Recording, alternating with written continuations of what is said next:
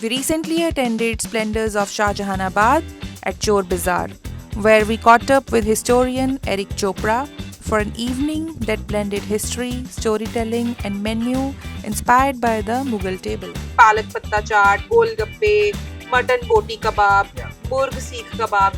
So all these used to be favorites of Mughals. Well, Hi Eric. hello. What was Mughal itihas and food, the relationship between them? Right. How will you describe that? You know, as intimate as our relationship with food has been, even for people who are contemporaneous to us, right? I think food has been an integral part of just bridging cultures and bringing people together, but also a source of nostalgia. Right.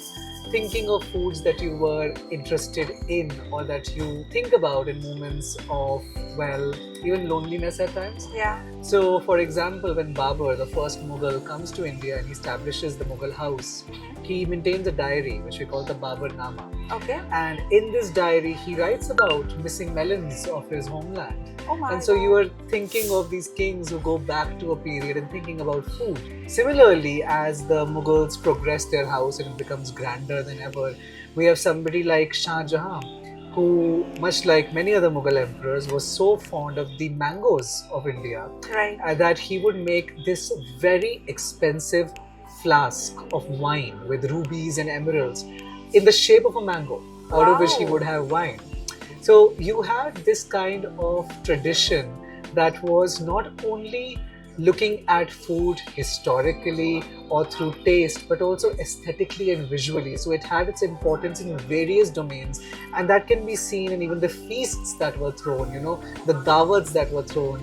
And I believe that it was as intimate, as special, and as grand back then as it is to us even today. Wow. So any particular dish which you think has been, constantly been their favorite in the whole lineage? That is very difficult to answer, but I would go back to my answer of the mango.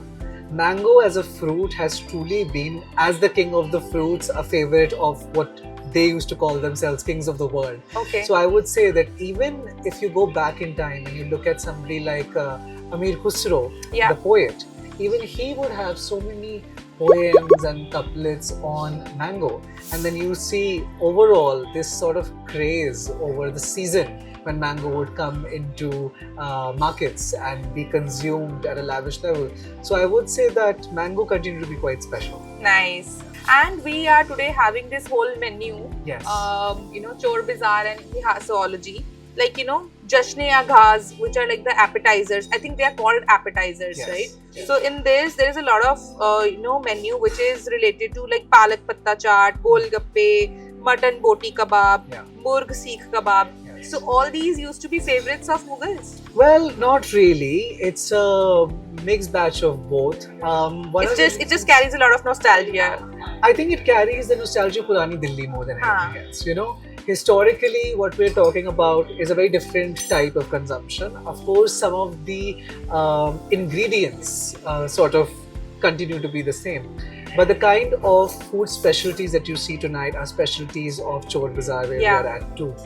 And what we wanted to do is not recreate what they were eating, but to bring back people to the idea of eating being an activity where you connect.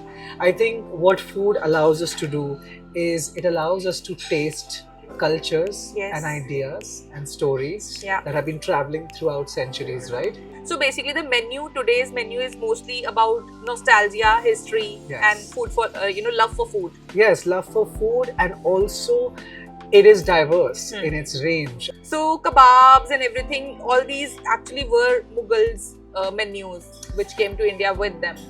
I'll tell you a very interesting story that is related to the galoti kebab or kebabs that completely melt in your mouth. Kakori kebab, galoti So kebab. the story that is often retold is of Nawab Wajid Ali Shah of Lucknow. Nawab Wajid Ali Shah was a man who was deeply enamored by the arts but also deeply enamored by food. So the story goes that he had a problem with chewing because of his teeth. They were not as strong, they were a bit weak. So it was him in many ways who kept asking for kebabs to be as melting as possible for him to be able to have them. Right. So today when we talk about those Lucknowi kebabs, right, and even in Delhi you get so many kebabs that say these are Nawabi kebabs or they go back to the Lucknowi era.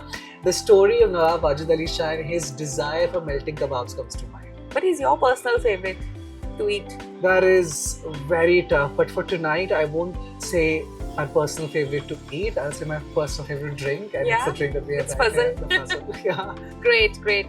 Thank you so much, Eric. Thank you.